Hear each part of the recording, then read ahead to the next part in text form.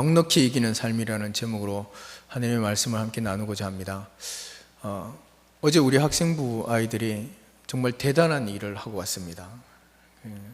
저희 한국에서는 처음으로 개최가 되는 세계 주짓수 대회가 열렸는데, 이 주짓수는 브라질의 무도입니다. 그러니까 우리나라의 태권도와 같은 그런 무도인데, 정말 젊은이들이 세계 각지에서 와서 선수들이 시합을 하는데,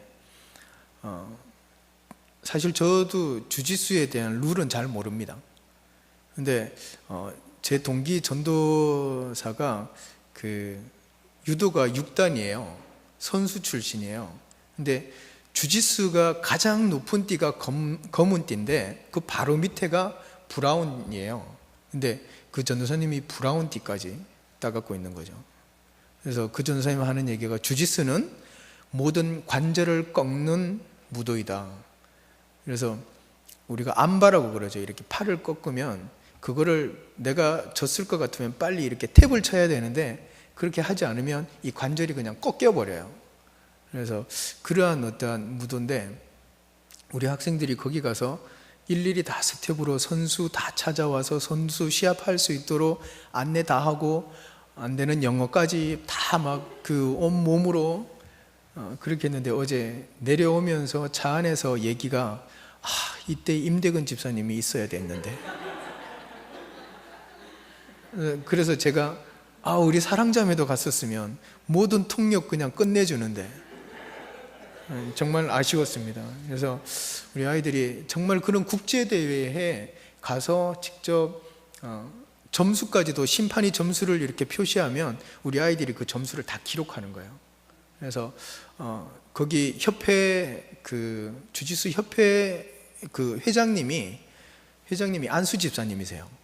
그래서 어제 우리 아이들 하는 거 보고 너무 고맙다고, 세계대회를 처음으로 열다가 보니까 자기네들은 그냥 국내 대회 하는 것처럼 준비를 했는데, 거기서 모든 것이 인터넷으로 다 해서 그 자리에서 컴퓨터로 다 기록하는 거예요. 근데 모든 게 영어예요. 우리 대학생들하고 학생들이 없었다 그러면 이 일을 감당하지 못했을 거라고. 정말 하나님이 준비된 사람들을 보내주셔서 너무너무 감사하다고. 다음에 대회가 있으면 또다시 한번 와서 도와달라고. 그래서 우리 학생들도 내려오면서 하는 얘기가, 이런 대회가 있으면 또 가서 섬기겠다고. 그래서 그들에게 이제 초콜릿 하나라도, 시합하고 나온 어떤 선수들에게 초콜릿 하나라도 건네면서 복음을 전할 수 있고요. 그리고 시합에서 진 선수들은 막 낙심하고 있는데, 가서 내가 당신을 위해서 기도해 주겠다, 이렇게 하면 너무너무 고마워요. 그래서 어떤 스포츠를 통해서도 복음을 전하는 귀한 일이 있는데, 결국은 우리의 삶이 복음인데, 오늘 이 말씀을 준비하면서 이제 어제 생각난 게, 이것도 대회잖아요, 그죠? 정말 체급이 한 60kg 정도밖에 안 되는 19살 난 청소년이 80kg 되는 선수를 이겨버리더라고요. 120kg 하고도 붙었어요. 이게 주짓수라는 종목의 묘미더라고요. 그래서 우리 여학생들은 반드시 주짓수를 배우면 험난한 세상을 살아가는 데 호신술로 정말 유용하지 않을까 싶습니다. 그래서 거기에서 대회를 하면 승자가 누구가 될지 아무도 알 수가 없습니다. 그래서 정말 그냥 나중에 승리해야만이 그 사람이 승자예요. 근데 우리의 삶은 승리가 보장되어 있는 삶이잖아요. 그래서 우리가 넉넉히 이길 수 있는 겁니다. 우리 인간은 불안한 존재이므로 서로 간에도, 부부 간에도 믿지 못하고 살아갑니다. 사랑한다고 고백하고 결혼은 하지만 때로는 헤어지기도 합니다. 아무리 친한 친구라 할지라도 배신을 당하면 우정이고 뭐고 다 깨져버리기도 합니다. 그래서 우리의 삶에는 믿음이 아닌 사랑이 필요합니다. 우리 서로 옆 사람과 인사할 수 있길 바랍니다. 저는 당신을 믿지 않고 사랑합니다.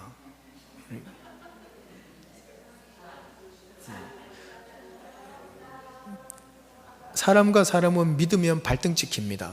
그러니까 그냥 사랑을 해줘야 우리가 그 믿음 안에서도, 그 사랑으로도 다 감당할 수 있는 겁니다. 하나님은 우리를 사랑하시되 끝까지 사랑하십니다. 하나님께서 우리를 사랑하신다는 명확한 근거는 바로 예수 그리스도를 이 땅에 보내주셨다는 것입니다. 생각해 보십시오. 하나님께서 이 세상에 나 하나만 있다면 예수님을 보내주셨을까요? 아무도 없고 이 세상에 오로지 나 한 명만 존재한다. 그럼 예수님을 이 땅에 보내주셨겠어요? 하나님은 보내주십니다. 우리의 한 생명을 위해서 예수 그리스도를 보내주십니다.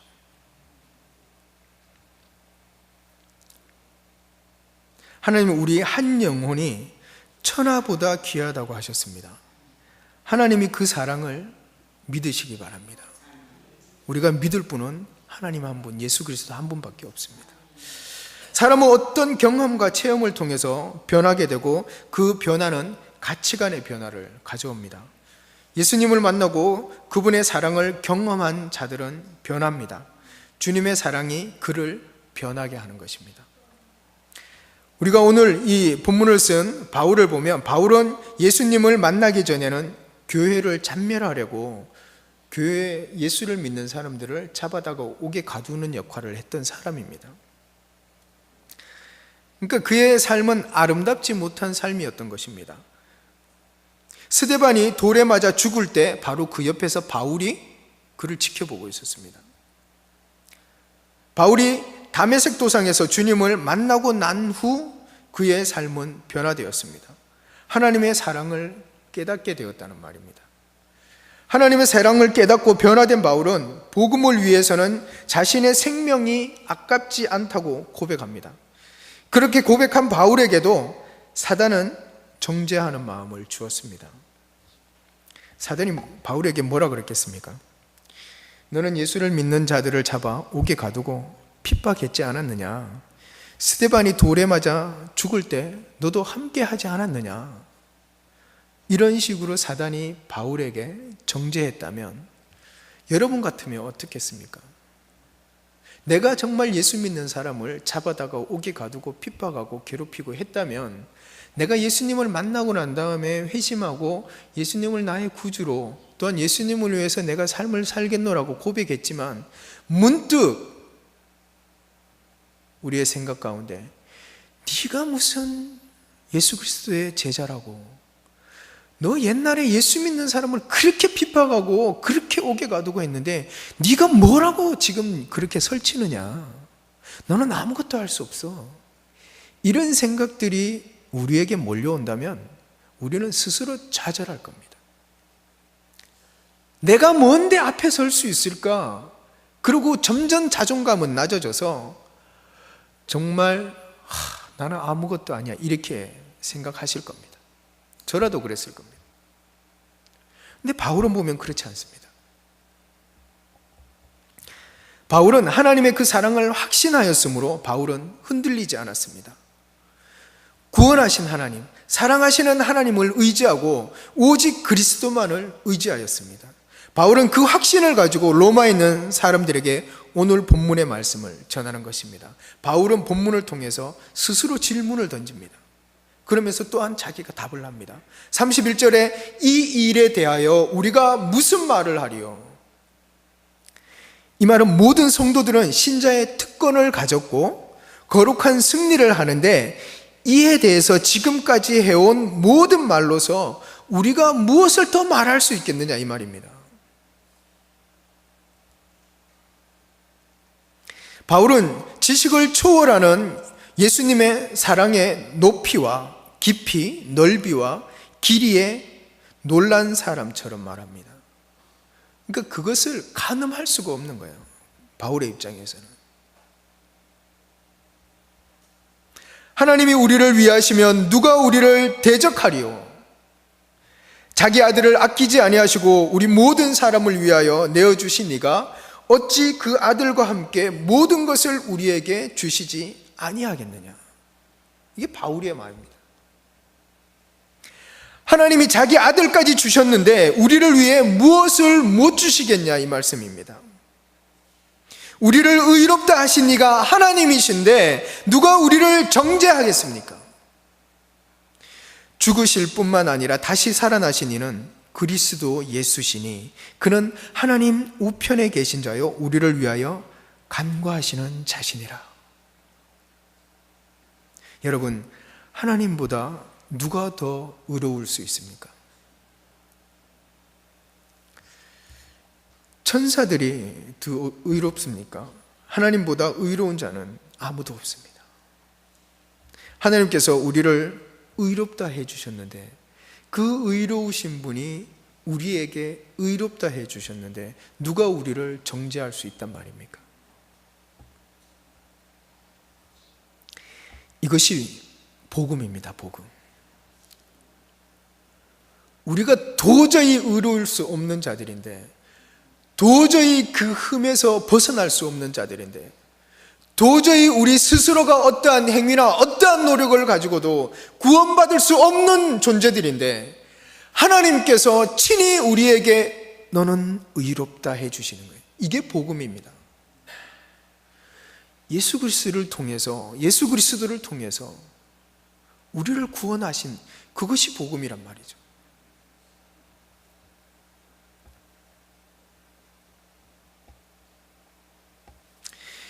그런데 우리가 살다 보면 이걸 알면서도요, 때로는 힘들어하는 부분이 뭐냐 하면 하나님을, 우리의 삶 가운데서 어려움이 다가오면 하나님을 의심한다는 거예요. 하나님을 의지하지 못하고 원망한다는 말이에요. 그래서 우리는 그렇게 외칩니다. 하나님, 아들과 함께 모든 것을 주신다고 하셨는데 왜 우리 남편의 마음은 돌이키게 하지 않으십니까?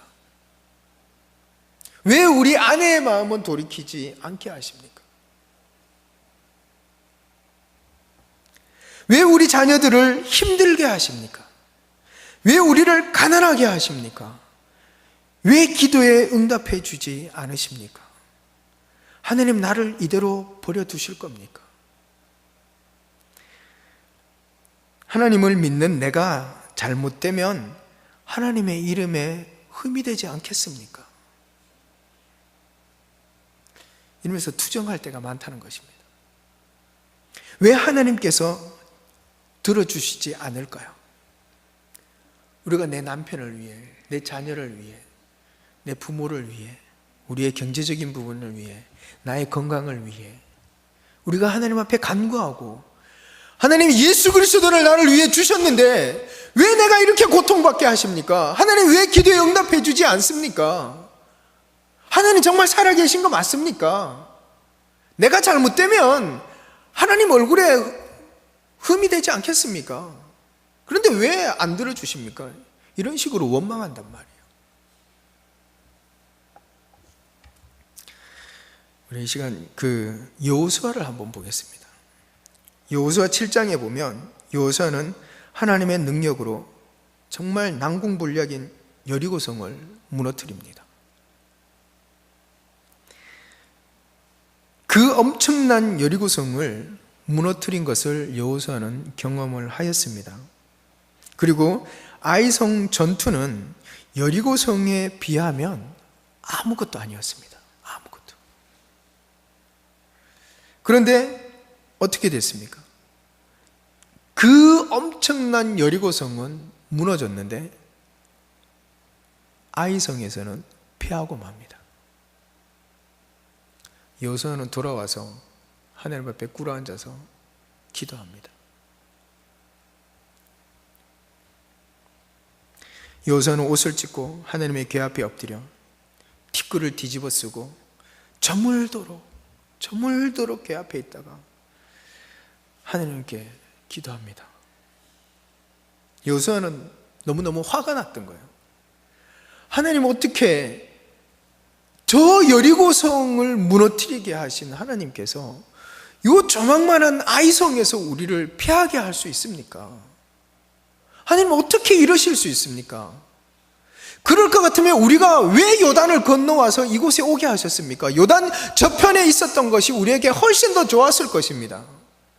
우리가 이렇게 하나님의 백성이라고 하는 우리가 저 아이성의 패에서 이렇게 되면 하나님의 이름 앞에 흠이 되지 않겠습니까? 하나님 어떻게 이러실 수 있습니까? 여호수아는 이렇게 하나님을 원망하면서 기도했습니다.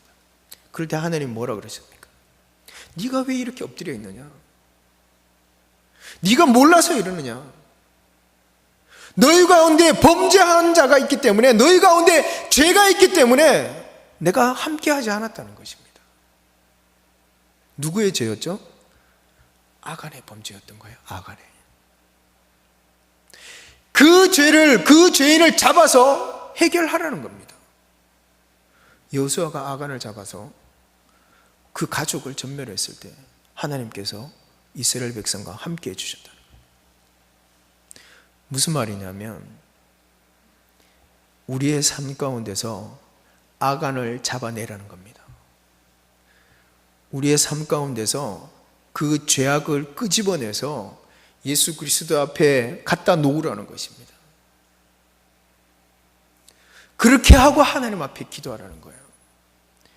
내 마음 가운데 나만을 위해서, 내 가정만을 위해서, 나의 유익만을 위해서 내가 어떠한 술수를 다 하고 있으면서 내가 하나님 앞에 나의 죄악된 모습을 내려놓지 않으니까 하나님이 응답하지 않으시는 거예요.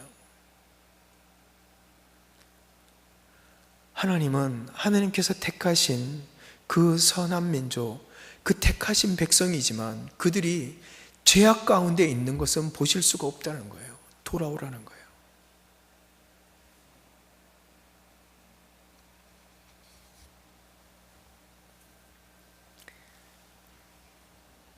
그래서 우리는 우리 가운데 자리 잡고 있는 그 아간을 끄집어내야 됩니다.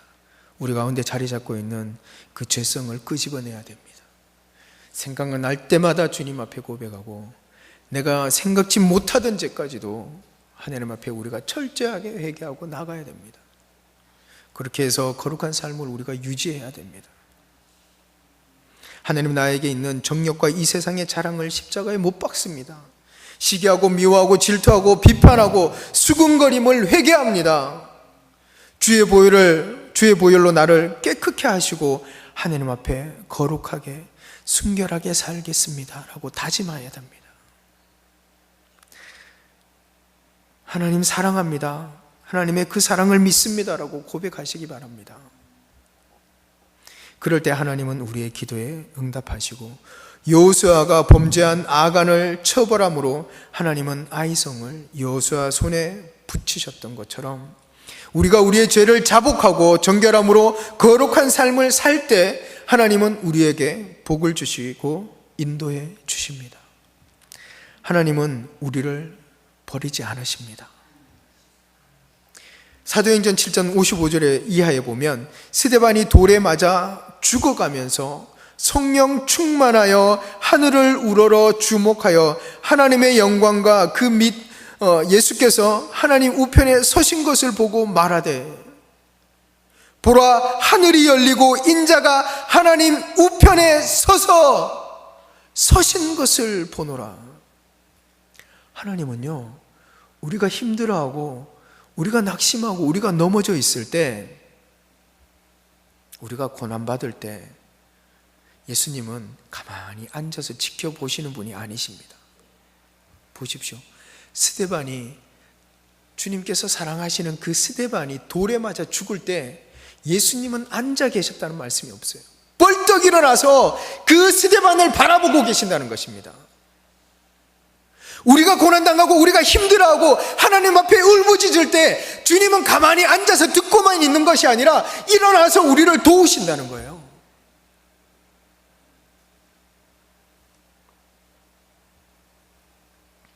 세상 사람들이 그리스도인들을 향하여 말하기를, 우리와 똑같이 자녀의 성공과 보다 넓은 평수의 집, 물질에 대한 욕심 등 자신들과 다르지 않는 삶을 살면서 무슨 구별된 삶이냐?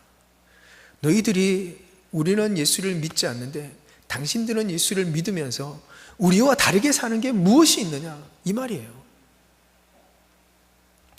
그러면서 비난합니다. 근데 우리가 조심해야 될 건 뭐냐면, 우리의 모든 죄를 하나님 앞에, 주님 앞에 나와서 회개하면 우리는 다 용서받았다 이러고 고개 빳빳하게 들고 다니는 거, 이건 아니란 말입니다.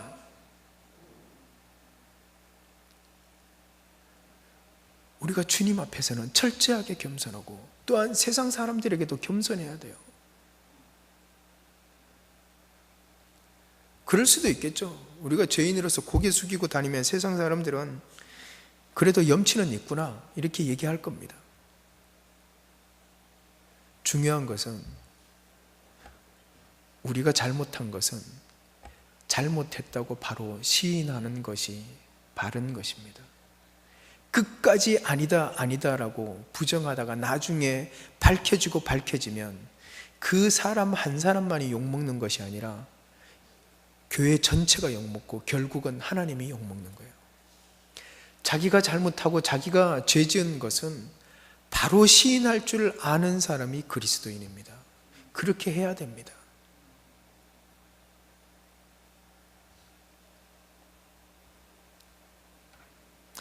우리는 죄에 대해서 자유하지 못하기 때문에 죄에 대해서 위축될 수밖에 없습니다. 주위의 사람들도 우리를 정죄합니다. 때로는 우리 자신도 우리를 정죄할 때가 있습니다. 그런데 찰스 스펄전 목사님이 이런 말씀을 하셨어요.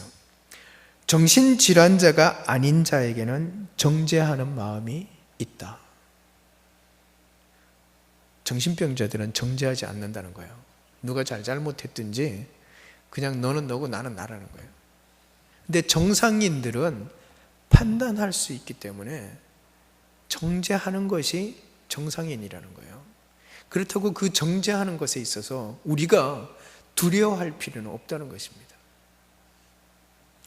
어느 누구나 죄에 대해서 자유하지 않다는 거예요. 신앙생활을 20년, 30년 한 사람이라 할지라도 죄에 대해서는 자유하지 못하다는 말입니다. 성경에 이렇게 말씀하십니다. 누가 너를 정죄하리요? 누가 너를 고발하리요? 예수 그리스도께서 너희 죄 때문에 죽으셨고 다시 너희를 위하여 부활하셨으니 누가 너희를 정죄하리요? 십자가 사건이 그리 간단한 것이 아닙니다. 예수님은 우리 인류의 죄를 위해서 십자가를 지심으로 살을 다 찢기셨습니다. 물과 피를 다 쏟으셨습니다. 그 보혈의 피로 우리를 깨끗게 씻어 주셨습니다. 로마서 6장 11절에 이렇게 말씀하십니다. 이와 같이 너희도 너희 자신을 죄에 대하여 죽은 자요 그리스도 예수 안에서 하나님께 대하여 살아있는 자로 여길지어다. 무슨 얘기냐면 우리는 죄에 대해서 죽었다는 거예요. 그 죄가 우리를 정죄할 수 없다는 겁니다. 우리는 하나님에 대해서 살아난 거예요. 우리는 하나님께서 우리를 의롭다 해주셨기 때문에 우리가 사는 거예요. 네가 죄인이기 때문에 너는 살 수 없어 죽어야 돼 이게 아니란 말입니다. 세상 사람들이 그리스도인을 향하여 비난을 하더라도 우리는 거기에 동조하지 말아야 합니다. 우리가 큰 죄 가운데 빠져 있었다 할지라도 주님의 십자가 앞에 나와서 그 죄를 십자가에 못 박고 회개할 때 주님은 우리의 모든 죄를 사하여 주신다는 말입니다. 이것이 복음의 위력입니다. 세상 사람들은 이것을 알지 못하기 때문에 정죄하고 비난하는 것입니다. 세상 사람들이 그리스도인들, 그러니까 기독교인들을 비난하더라도 우리 그리스도인들끼리는요 비난하지 않았으면 좋겠습니다. 35절에 누가 우리를 그리스도의 사랑에서 끊을 수 있으리요? 환난이나 공고나 박해나 기근이나 적신이나 위험이나 칼이랴. 주님의 사랑은 한이 없으시고 끝이 없습니다. 그분의 사랑은 어떤 것으로도 끊을 수 없습니다. 환난이라고 하는 것은 저도 시골에서 해봤는데요. 콩을 뽑아다가 멍석 위에 놓고 말린 다음에 도리깨로 내리치면 그 콩이 깍지에서 나와서 나달로 다 흩어집니다. 이것이 환난이라는 거예요. 콩 까불듯이 도리깨로 내려칠 때 그 콩알이 사방으로 다 흩어지는 그러한 모습을 환난이라고 얘기하는 것입니다. 그러나 여러분, 우리가 환난 중에서 튀어나가 있는 콩처럼 그렇게 환난 가운데 있다 할지라도 우리는 하나님의 자녀입니다. 하나님이 우리와 함께 하십니다. 하나님이 우리와 함께 하심으로 그렇기 때문에 우리는 넉넉히 이길 수 있는 거예요. 누가 우리를 정죄할 수 있단 말입니까? 바울은 38절에 내가 확신하노니 사망이나 생명이나 천사들이나 권세자들이나 현재일이나 장래일이나 능력이나 높음이나 깊음이나 다른 어떤 피조물이라도 우리를 우리 주 그리스도 예수 안에 있는 하나님의 사랑에서 끊을 수 없으리라. 여러분, 이 말씀 붙드시기 바랍니다.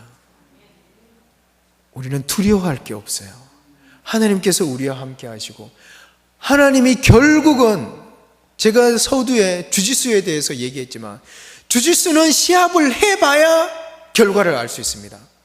어떤 운동이라도 시합을 해봐야 결과를 알 수 있습니다. 그런데 우리의 싸움은요, 우리의 시합은요, 시합 전부터, 시작부터 승리는 우리의 것입니다. 해볼 필요도 없는 거예요. 그러나 우리가 이 땅에 살고 있기 때문에 그 과정을 겪고 있을 뿐이지, 우리가 때로는 넘어지고 정말 고난 가운데 있고 환난 가운데 있고, 어떻게 보면 사단 안에 오늘은 눈을 맞아서 눈이 시퍼렇게 멍들어 있고, 다리를 맞아서 다리를 절면서 걸어서 교회 온다 할지라도 결국은 승리는 우리의 것이라는 거예요. 이 말씀을 믿으면 우리가 넉넉히 이기는 거예요. 도리어 사탄이 우리에게 정죄하는 말을 할 때, 그래, 알아. 그래도 넌 졌어. 그래도 넌 진 거야. 야, 너 지난번에 이렇게 누구에게 잘못하고 너 도적질라고 이렇게 했잖아. 그러면서 무슨 하나님의 자녀야? 그럴 때 인정하십시오. 그래, 그랬어. 그래도 넌 진 거야. 그래도 넌 졌어. 이러한 마음으로 사시기 바랍니다. 그러면 사탄이 더 못 괴롭혀요. 사탄이 그렇게 우리에게 정죄해 올 때, 그래서 어쩌란 말이야. 그래도 넌 졌어. 그래도 넌 졌어.